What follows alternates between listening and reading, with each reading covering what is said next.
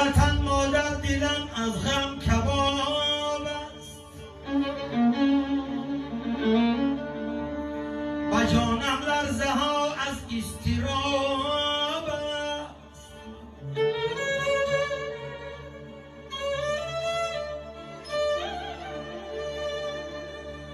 زی مرگی پاره های جانت این شب پریشان خاطرم حالم خراب است.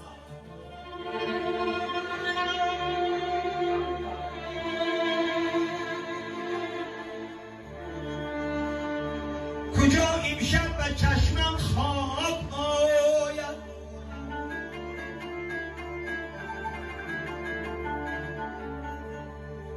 زی چشمانم فقط خوناب آید.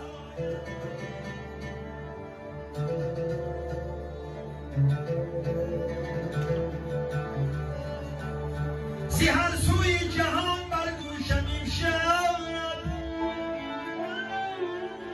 تیغانی مادری کولاب آید.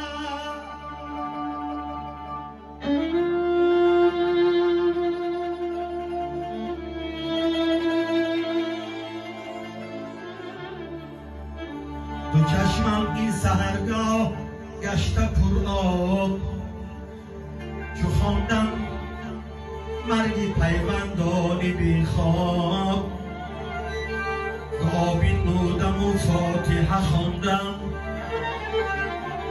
و قربان گشتگانی شهر کولاب و قربان گشتگانی شهر کولاب.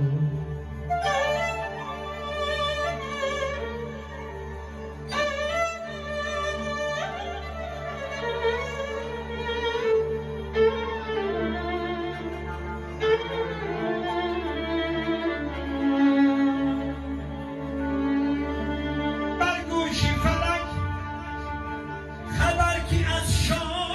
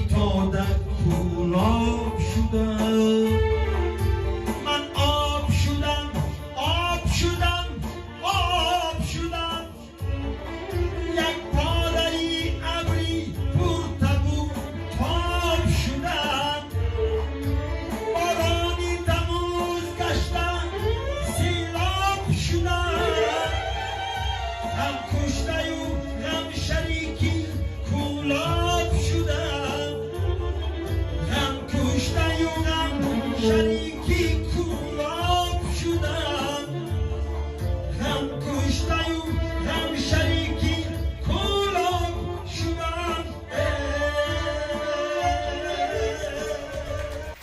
Вчера вечером в Кулябе-Хатлонской области произошло трагическое происшествие – дорожно-транспортная авария. Грузовая автомашина по причине технической неисправности столкнулась с легковыми транспортными средствами и двумя жилыми домами, в результате чего 10 человек лишились жизни, еще несколько человек получили травмы. Президент Республики Таджикистан, лидер нации, уважаемый Эмомали Рахмон, выразил глубокое соболезнование семьям погибших и пожелал получившим травмы и пострадавшим скорейшего выздоровления. Глава государства также дал указания и поручения соответствующим структурам и органам для оказания материальной помощи семьям погибших, принятия срочных мер для лечения пострадавших и восстановления поврежденных домов.